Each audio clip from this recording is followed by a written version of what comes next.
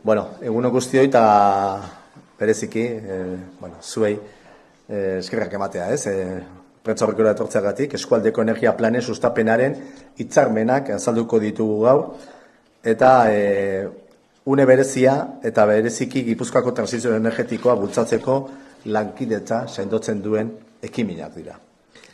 Gipuzkoako eskualde garapeneko 10 agentziekin dugun konpromisoa berritzen dugu, eta hemen ikusten da.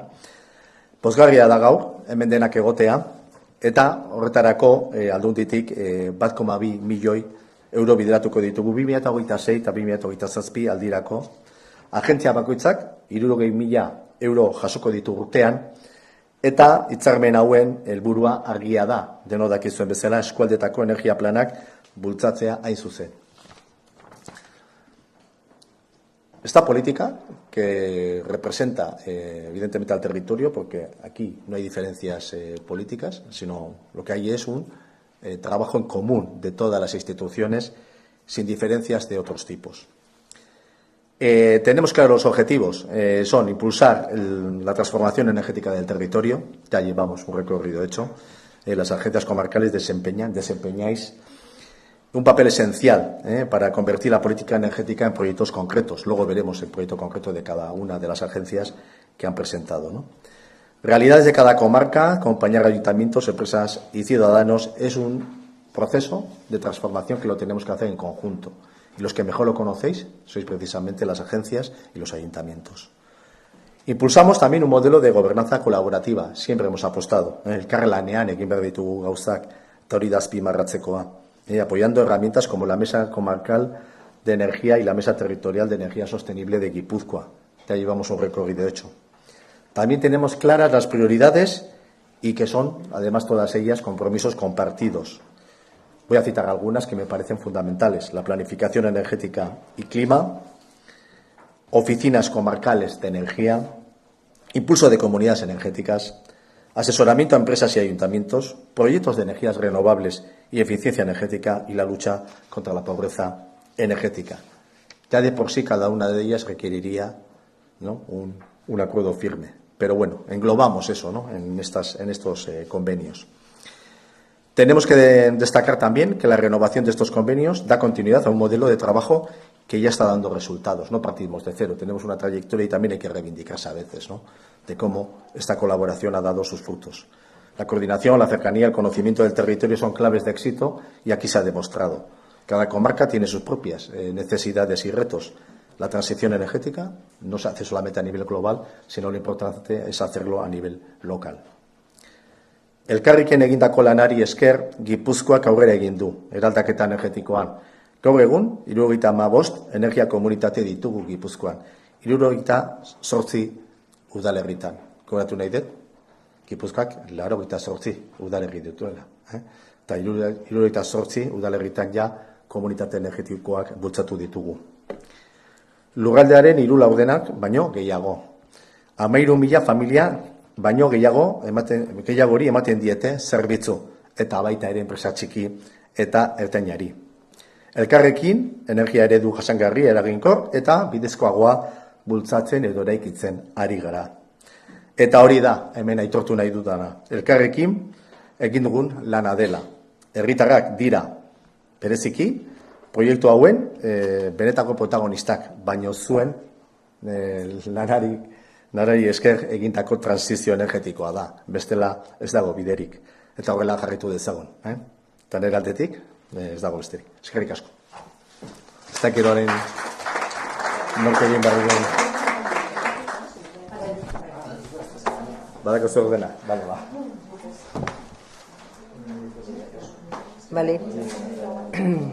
Bale, mila esker. Eskerrik asko guztioi. Beterri buruntzatik balio handia ematen diogu lan kolektiboari eta horregatik uste dugu funtsezkoa dela erakunde publikoen eta lurraldeko eragileen arteko lankidetza planifikatutako estrategiak territorialak sortzeko. Egungo krisi egoerak, bai energetikoa, soziala, edo ekonomikoa edo industriala, erantzun koordinatuak eta ausartak eskatzen ditu, eta uste dugu politika publikoek erantzukizun publikoengatik maila berean egon behar dutela. Trantsizio energetikoa gaur egun ez da erronka bat, gaur egun errealitate bada, eta horregatik lantzen dugu. Mankomunitatetik azken urte motz, azkeneko urtean, azkenean mankomunitate Beterri Buruntza nahiko berria denez, alegin berezia egiten dugu lurraldeko enpresa zarea gertutik ezagutzeko. Harreman zuzenak eraiki ditugu, haien beharrak eta aukerak lehen eskutik ezagutzeko, eta ikusi dugu aurrera egiteko borontatea eta etorkizuneko ikuspegia badirela, baina baita bide horretan laguntza teknikoa, benetako akonpainamentua eta informazio fideragarria behar direla ere. Horri erantzuteko aurkezten dugu 2026-2027 energia ekintza plana.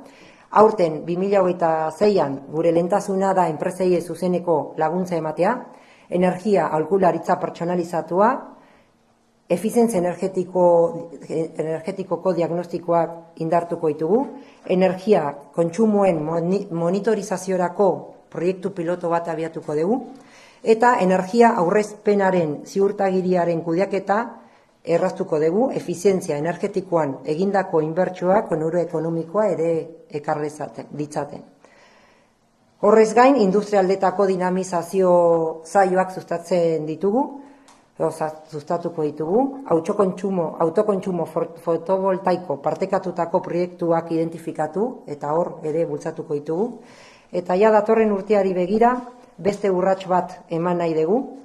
Interesa erakutsi duten enpresei laguntza emango diegu aukera horiek benetako proiektu bihurtu ditzaten, laguntza tekniko espezializatua eskainiz, bereiziki autokontsumo partekatua edo partekatutako ekimenetan, eta era berean energia adimenduna izeneko proiektu piloto bat garatuko dugu. Horrez bidez, energia kudeaketa aurreratuago ezarri, adierazleen sistema definitu eta etorkizunean lurraldeko beste enpresa batzuetan ere aplikatu ahal izango diren metodologia garatuko ditu. Azkenik, bukatzeko plan honek helburu argi daukat, Beterri Buruntzako enpresei trantsizio energetikoan modu praktikoan, errealistan eta eraginkorrean laguntzea. Errealitate hori ikuspegi integrala batetik landu behar dugu bai ala bai, planifikaziotik kudeaketa eraldaketaraino. Energiak kostuak murrizteko, energia berriztagarrien erabilera handitzeko, lehiakortasuna indartzeko eta etorkizuneko erronkei berme handiagoz aurre egiteko behar dituzten tresnak eskaini nahi dizkigu. Orduan, hau da gure planteamentua datorren hilabeterako. Mila esker.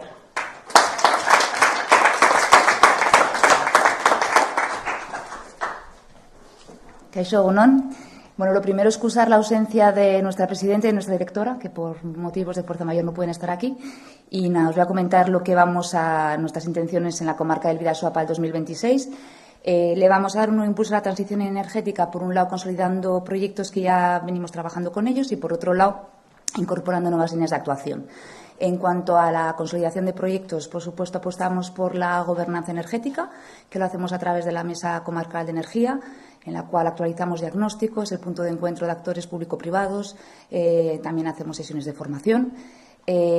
Otra línea de consolidación es vamos a realizar un proyecto de seguimiento y avance con las empresas que ya vienen trabajando con nosotros en materia de eficiencia energética y huella de carbono, para las cuales ya se les ha diseñado un diagnóstico, una hoja de ruta, y para que esa hoja de ruta no se quede en algo puntual, pues queremos acompañarles a lo largo del año para saber un poco la situación en la que se encuentran. Como nuevas líneas de actuación, tenemos la puesta en marcha de un proyecto piloto de certificados de ahorros energéticos, porque nos hemos dado cuenta que desde que hemos firmado el convenio muchas son las empresas que están trabajando y apostando por la sostenibilidad energética y queremos, en cierto modo, premiarlas, haciéndoles conocer la herramienta que la mayoría de ellas no conocen. Hemos hecho una primera ronda y hay 14 empresas interesadas, así que estamos muy contentos de ello. Y la última línea de actuación, bastante novedosa para nosotros, va a ser un estudio preliminar sobre viabilidad a nivel comarcal de red comarcal de calor y frío, lo que se llama district heating, que normalmente se suele hacer a nivel municipal, pero en este caso queremos apostar por la estrategia comarcal y ver un poco hacia dónde podemos ir. Así que nada, nos queda bastantes meses de trabajo por delante. Eskerrik asko.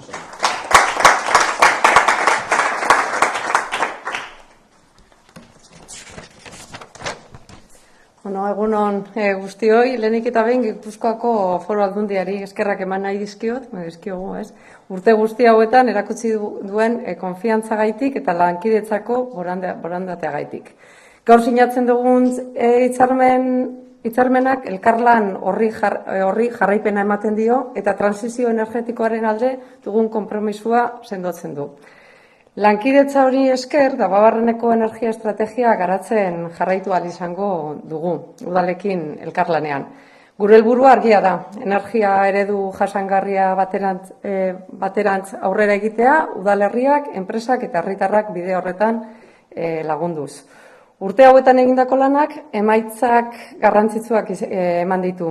Horren adibide dira, alde batetik, Gipuzkoako lehen energi komunitate industriala martxan jartzea, energia bulegoaren bidez herritarrei, enpresei eta udalei aholkularitza ematea, edo transizio energetikoaren inguruan informazio eta parte hartzea sustatzeko komunikazio bide egonkorrak sortzea.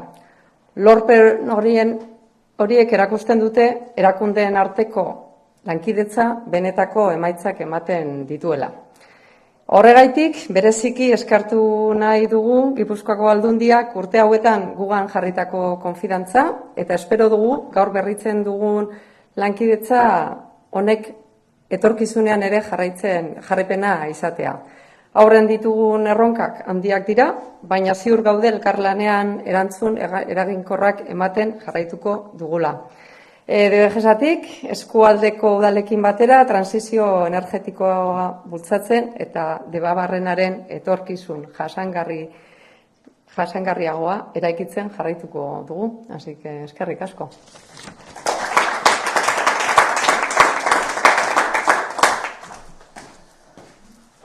Egunon, dagoenetik esandako gauza askoia esan da dauz, baina bai eskertu lankidetza, lankidetza eskertza baino danun parte hartzea, lankidetza dago itxik betik erditxik eta aldamenetara, eta bera baita. Orduan guk hor baditugu hitz batzuk ezinbesteko diena, biela lankidetza eta dala transizio energetikoa ez dela etorkizuneko erronko, indala gutxe etorkizuneko erronka bezala ikusten gauen, eta da gaur egun egin beharreko bat. Eta orduan, bai, eskerrak emu lankidetza horren baitan, azkenengo urtietan, gainontzeko eskualdietan esan da bezala izan ditugulako, bai, herritarrendako erantzun emuteko, tresna batzu jarri ditugu, komunitate energetikoa, bere ditzaldiak, kontaktuak, eta baita enpresa txikita ertainek, jasangarritasun horretan, eraginkorrabak izeteko, jasangarritasunagatik apostu egiteko, eta bere dituzten beharrak entzunez, aldan neurrizien eta ditugun diru laguntzekin eta baliabidekin tresna jarri, beraiek ere bide horretan aurrera itxeko. Eta aurten gure energia plan horren baitan, nik uste dut buelta bat gaixo emuntza huela, eta debagoienien urte guztian zehar egin da prozesu bat, herritarrekin batera prozesu bat, argitzen prozesua deitu diogu, eta argitzen prozesu horretan 50 herritarrek parte hartu dute, parte oso aktiboki, eta sorti udalerrien arteko hitzarmen baten bitartez lortu ditugu 11 konpromiso. 11 konpromiso horrek aurreko asteartean aurkeztu genituen herritar guztien ganako, eta nahiz eta guk gure energia plana badaukagun oso bideratuta datoz hauekin batera, eta zalantza barik energia horren baitan implikatu baditugu herritarrek eskatutako horri erantzun eman behar dutzagu.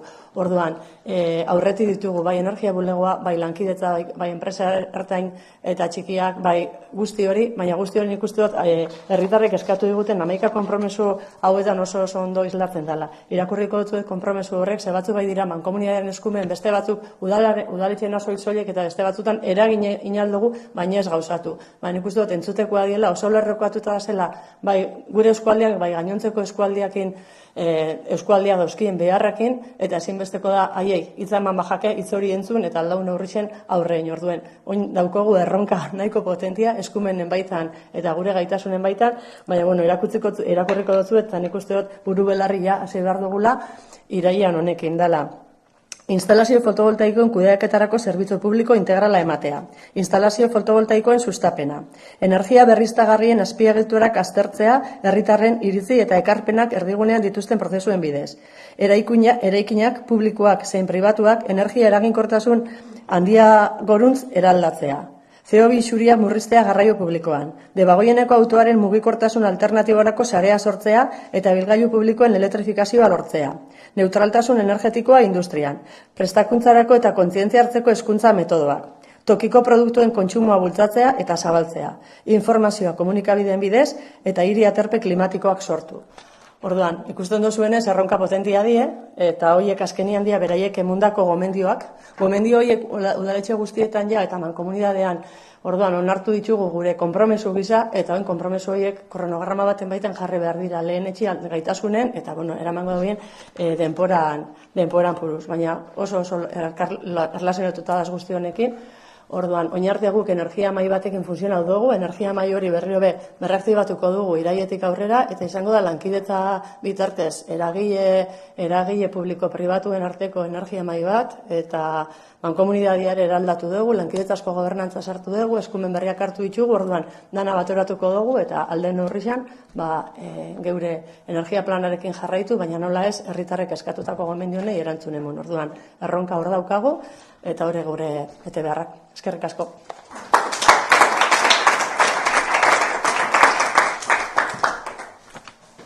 Egun onden hori, lehenik eta behin, barkamenak helarazi nahiko nituzke, Goiekiko presidente eta Goiekiko zuzendaritzan partetik gaur ezin izan dutelako hemen egon. Eta bestetik, foru aldundiari eta batez ere jasangarritasun departamentuari, eskerrak eman, garapen agentzien daukezuen konfiantzagatik, eta urtero ekintza plan hauek martxan jartzeagatik. Gure kasun, Goierrin kasun, orain dela, 2 urte definitu zen misio bati erantzuten jarraituko dugu, misio hau eskualdeko eragile publiko, pribatu, komunitario eta hezkuntza mailako eragilek adostutako misio bada, irakurriko dizuet, 2030erako Goierriko CO2 isurketak 155 gutxitzea, tokiko gizarte eragileek lideratutako energia trantsizio justua burutuz, eskualdeko ekonomia garapen jasangarria sustatuz eta bertako baliabideak lehenetsiz. Orduan, misio hau pixka bat jomuga izan da, gure ekintzak bideratuta daude misio hau betetze aldera. Urrengo datozen bi ekitalditan burutuko ditugun ekintzak alde batetik iaz hasitako eskualdeko energia diagnostikoa izango da, pasadan urten kontsumok ezagutzeko aukera izan genuen eta energia berriztagarri ezberdinen potentzialidadea aztertu zen, eta aurten sartuko gara pixka bat gehiago aurrezte mailak ezagutzen eta klima aldagaiare txertatu nahi da. Orduan, aurten diagnostiko osoa daukegunen, urrengo urratsa energia eta klima plana izatea da, eta 2027 ekintza plana definituta egongo da. Bestalde, bere garaien baita, eskualdeko energia bulegoa hitzarmen honen baitan martxan jarri genuen, esan behar da arrakasta handi izan dola eskualde mailan, eta zentzu horretan hitzarmenen baitan jungo dien ekintzak komunikazioa eta sentsibilizazio gaiekin egongo da, naiz da zerbitzue herritarrei zuzenduta egon, egoera zaurgarrin dauden pertsonak hor daude, batez ere negura begira diseinatzen dien kanpaina beraiengana iristeko helburukin. Ondoren, hemen aipatu da, ia herri guztitan energia komunitateek daude, eta gure helburua da mahai bat eskaini eskualden dauden eredu ezberdinek elkar ezagutu, eta izan dezaketen behar edo zailtasun elkarrekin eraiki aldan neurrin. Gure eskualden beste zailtasun edo erronketako bat, enpresetara mugikortasun jasangarria da. Haure, iaz martxan jarri genuen ekintza bat da, egie da aukera eman zigun Beasain, Olaberri eta Idia Zabalgo tramo horretan bidegorri sarea osatzeko aurre proiektu bat aurkeztu zen, eta poliki-poliki proiektu horrei jarraipena egin, eta pixka bat enpresangandik gertu egon, alik eta enpresatara mugimendu horiek alik eta jasangarrena izateko helburukin. Eta amaitzeko, berdin, Goierri eskualden bere garaien eratu zen energia maila udalen ordezkaritza izan zen, baina azkeneko urtetan maila hau geroz eta aberatsago da, geroz eta eragile anitzagok parte hartzen dute, orduan, horren koordinazioa eta beraien gaindik gertu egon denok daukegula erronka bera honei aurre egiteko, udala gure aldetiken bakarrik ezin ditugu hori ez, energia eta klima trantsiziok ditun erronka guzti hauei aurre egiteko, elkarlanen bitartez beti ere gakoa izango da. Eta hoxe, gure aldetiken.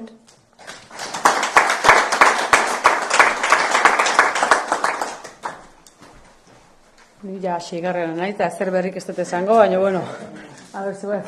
Bueno, garri ondan hoi, Urola erdian, hitzarmen honen bidez, trantsizio energetikoa eta jasangarritasuna ikuspegi integratu batetik latzen jarraituko deu. Beti ere, eskualdi beharrak kontutan hartuz da ekintza sorta integral baten bidez. Lehenik eta behin, Urola erdiko energi bulegun diseinu ningo deu lana, eta 2026 urtien, nagusiki bulegun eredue, funtzioek, zenolako perfile nahi deun definituko ditugu. Herritarrei eta eragilei energia eraginkortasunaren, birgaitzaren eta pobrezia energetikoen arloan arreta emateko eta aholkularitza bat eskaintzeko. Bigarren ardatz gisa hemenera ipau da, mugikortasun jasangarria izangoa, ja dagoeneko diagnostikoa egin da eskualde mailan, eta ekintza plan bat garatuko dugu, eta bertan landuko die besteak beste, herri txikietako taxi zerbitzuaren beharrak, auzo taxiaren aukera, autopartekatua, bizikleta publikoak, bidegorriak eta lehen aipadudan industrialetako mugikortasune. Horrez gain, dagoeneko martxan jarri de Urola erdi Espilon aurrean ekimena, hitzaldi solasaldi eta parte hartze prozesu ezberdinekin ditugu, nagusiki trantsizio energetikoaren inguruko hausnarketa eta herritarren inplikazioa sustatzeko. Eta azkenik, gaurkoen ere behin baino gehiagotan aipau diez, energi diagnostikoak egiten jarraituko deu, hainbat sektoretan, industria, lehen sektorea, ostalaritza eta turismoa besteak beste, energi kontsumo hobeto ezagutzeko eta baita ere honen baitan hobekuntza aukera horiek identifikatzeko. Eta nola ez, eskerrak eman nahi dizkiogu Gipuzkoako Foru Aldundiari, eskualdeekin ez, elkarlanin aritzagatik, gure alde egiten duzuen apustuatik, eta uste dugulako ez, lankidetza horrei esker, trantsizio energetikoa tokian tokiko errealitatea egokitu dezakegula, eta baita ere ez, benetako eragin izango duen ekimenak garatzeko aukera izango dela. Eskerrik asko handoi.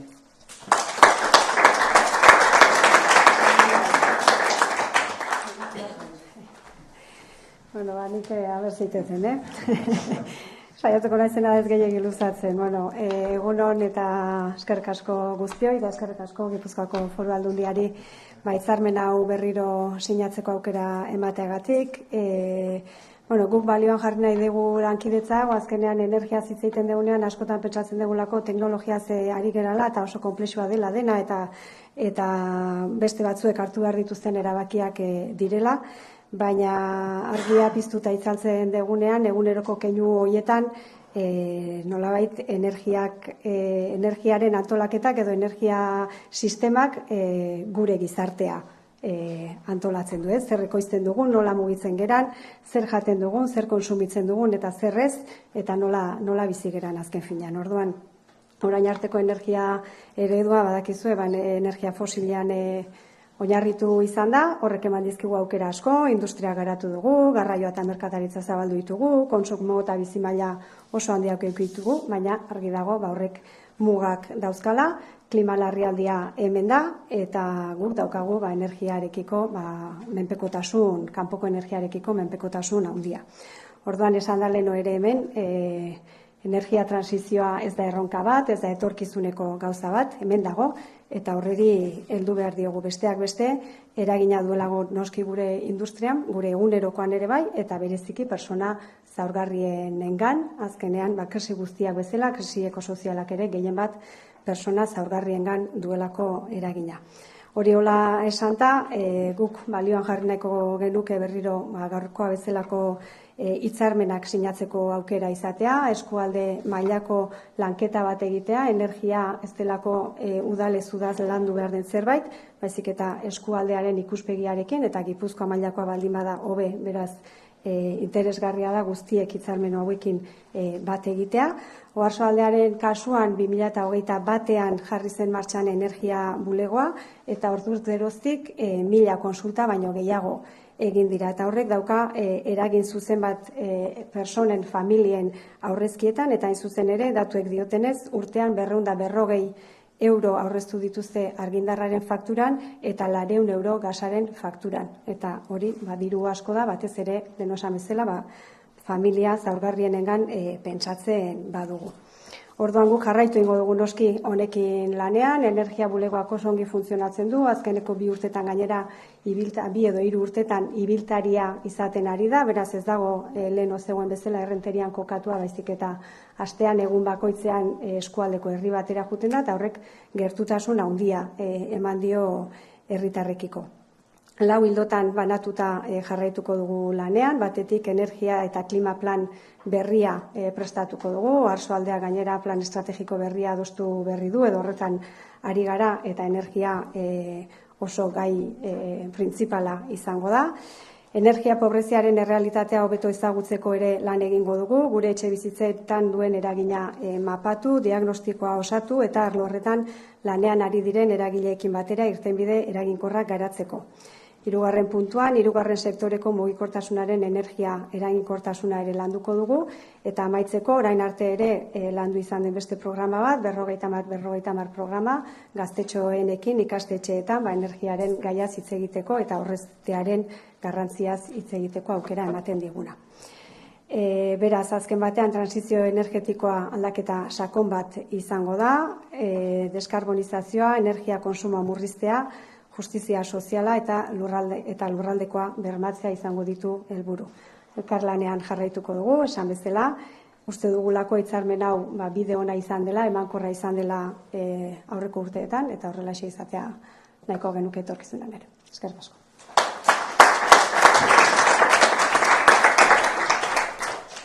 Egun on denoi, ideia asko aipatu dira, eta nik uste ideia berririk ez dutela ekarriko, baino bai azpimarratu nahi dut, gure lurraldea behar bezala aurrera eramateko administrazioen erakunde desberdinen elkarlana funtsezkoa dela, eta hitzarmen hau horren eredu da, beraz eskerrik asko Aldundiari, gure energia plana finantziatzeagatik eta bide honetan bide lagun izateagatik. Tolosaldean 2025aren amaieran onartuen duen 2025-2030 bitarteko energia plana. Tolosaldeak badu bereizgarri bat eta gure eskualdean ia Gipuzkoako herrien herena biltzen dugu. 28 udalerria eta orduan esfortzu berezi bat eskatzen du udal guztien beharrei eta konpromesuei erantzuteko. Eta, energia planaren helburua garbia da, ez? Erregai fosilen oinarritutako energia eredu batetik, karbono isuri baxuen energia eredu batera transizioa egitea, ez? Gure ustez oso garrantzitsua da herritarrak ahalduntzea eta formatzea, eta hortan ahalegina egingo dugu. Kezka handia sortzen du energiaren gaiak eta interesa, eta hor bide lagun izango gaituzte herritarrak. Gure eskualdean energia komunitate ugari daude, Tolosan berriki energia komunitate berri bat sortu da, eta ez hori bakarrik, gure eskualdean ere energia komunitatean kooperatiba bat sortu berri da, nolabait energia komunitate guzti horien sinergiak biltzeko, eta hortan Tolosaldea garatzen bide lagun izango da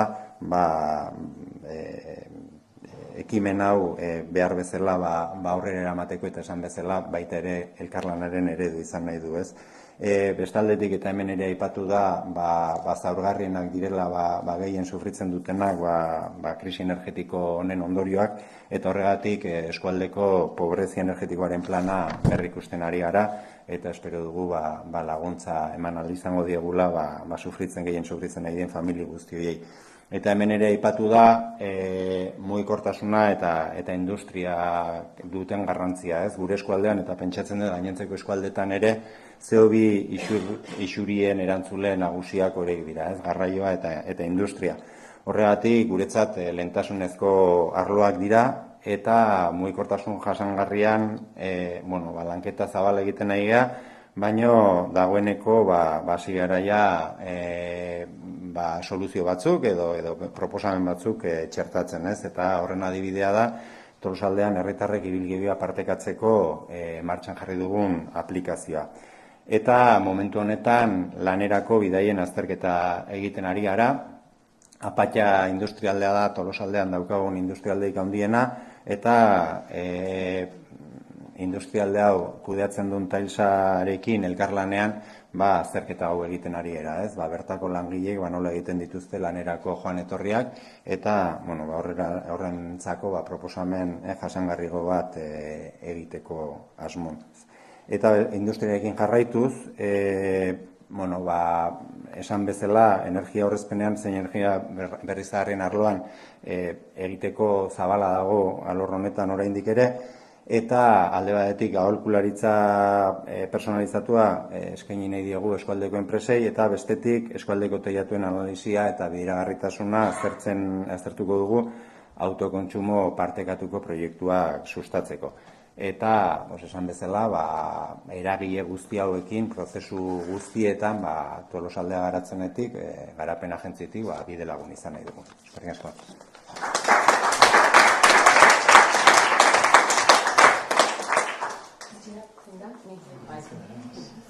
Kaixo, egunon, ez dut oso ondo ikusten, baino, guk lehenengo eta behin ere foru aldundiari eskerrak ematea,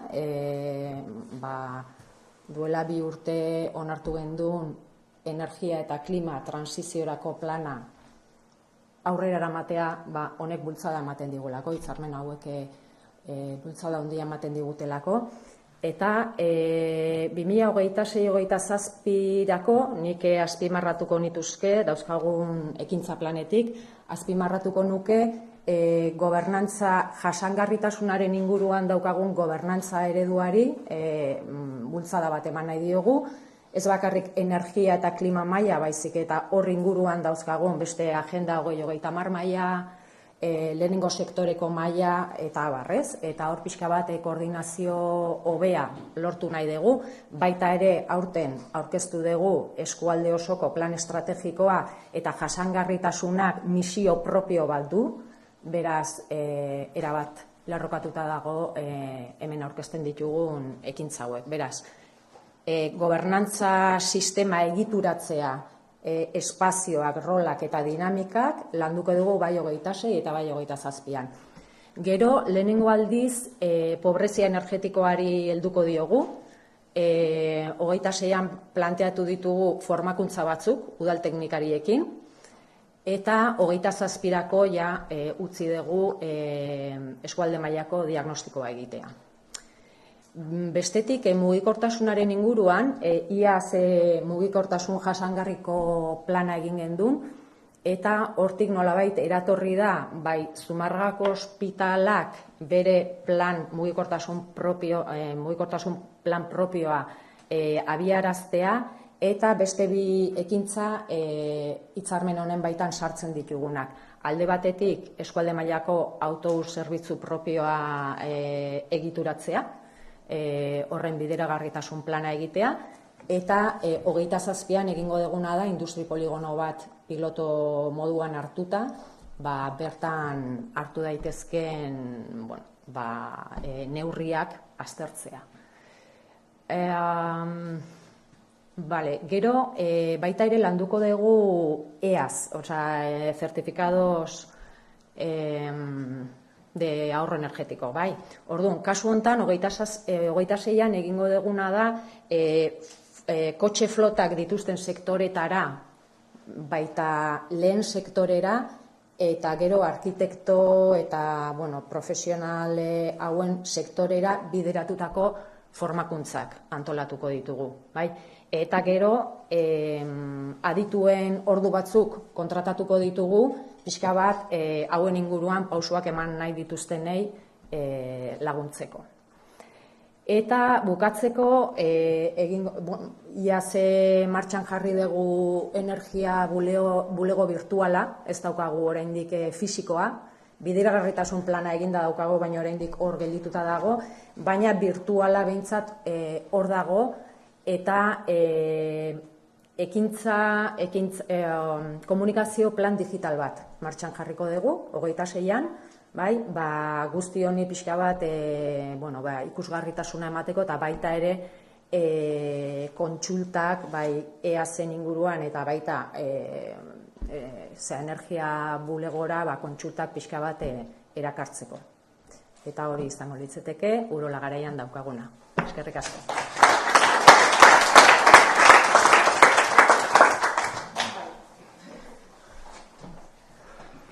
Eguardion, nik danak esan du ondoren jutia zaila dela, bazken izatea ze esanik ez. Urola kostatik bai, aurrenengo gauza eskerrak eman jasangarritasun departamentuai, baino ez bakarrik hitzarmen hau egiteagatik urtero, ze aurreko urtetan izan itzan bai kritikoa gai honekin, baina urten 2 urtera pasagea, azken 2 urtetan eskatu bezala, eta horretik eskerrak eman edizkiot jasangarritasun departamentuai, guretzako bai urteroko ziurgabetasun hori kentzedulako, 2 urterako plangintza bat ideko aukera eman digulako hitzarmen berri honek. Hitzarmen berri dagokionez, eta azken urtako hitzarmenei, bai, iruditzen zaitela garrantzitsua da gure kasuan gutxienez, mahai gainean jartzea, lanpostu bat sortzeko aukera eman zigula honek udal elkartean, energia teknikari bat izatea, eta honekin zerbitzua eskualde guztira zabaltzeko aukera bat izatea. Gure eskualdean, herri oso handi badakau, gero pare bat txiki eta beste bilak ertainak, baina energiaren gai honetan ez dago baliabide gehiegi pertsonal aldetik. Orduan, guk udal elkarte bezala bai laguntze diogula herri txiki hoiei, ezin dituzten kontu batzuk eta legez bete behar dituzten horiek betetzen, eta hortarako hitzarmen honek balio izan digu enplegu bat sortu eta teknikari bat izateko. Horretaz gain, datozen 2 urteai begira, esan bat aurten agorte zegula azkenengo energia plana eguna, plan berria lantzen hasiko ga, energia eta klima plana, nahi deu plan hau aurten hasita urrengo urtean bukatuko da, zen ezin eskoa da esatia bain, abuztuan hasiko galanian eta abendurako bukatuko deula, baina bai energia eta klima plan hau izatea aurrego baino ambizio gehiagokoa eta beste hainbat konturi erantzutea, leheno bazan gehiago zentratze ginen beti erakundean, azpiegituretan erakundean ezinako, hainpixka gehiago zabaltzea da helburua hori guztia. Horretaz gain urte honetan, nahi dio itxitura eman eta guztiz definitu energia bulegoa, beste eskualde askoak aipatu dute, guk pasaden urtean landu dugu gai hau nola izan behar du, baina hori martxan jartzea da urrengo pausua eta hori lantzen udalekin. Eta baita ere beste gai garrantzitsu bat izango dana, lanketan hasiko gea, ikusiko deun aino iritsiko gean, gure eskualdean bai komunitate energetikoak herrien partetik sortu dira, herri batzuk sortu dituzte udelak bideratuta, bestatzuk eragile pribatuek bideratuta, baina bai poligono industrialetan gu enpresa oso txiki eta txikiez osatuta gaude 189an, orduan hor dakau arazo handi bat, ez diala gai behien artean, askotan, elkartrukatzeko dituzten beharrak, eta bai nahi duna da, lanketa batekin ikusteko nun dagoen behar gehiena eta sorrera gehiena energiaren behar horrena, gero hor komunitate energetikoak bideratu alizateko eta bertako enpresekin kontaktua egin, ze bestela, ondo dakizuen bezala menatzian zaudenak eta horren bai, jutegea bi hastia main galderak egiten, deiak egiten eta bar, eta nazkatu egititugu baita enpresa momentu batean, orduan, aurrena ikusiko dugu gutxi gora bera zintzu dian beharrak, eta gero saraiatu komunitateak sortzin, baino industria guneetan hori dala gure ideia nagusia. Eta uste, beste hainbat kontu badazkaure bai, eskualdeko energia maila udalekin eta bar, baina azkenengoa naiz da naiz gehiegi luzatuko. Hitzaiten hasi esko segitzi eukiko nuke, baina uste nahikoa deula, eta bukatu berriz eskerrak ematen da nahi, eskerrak ematen Gipuzkoako Foru Aldundia baita ere, eta eskerrak ematen gaurko egun honegatik esprentsa horrekoagatik, baizik eta beste batzuk bai eskualde desberdinetan lantzen dian gauzak entzuteko aukera daukaulako, eta horrekin bai guk aurre egiteko aukera ikuste dulako. Hoxe, eskerrik asko.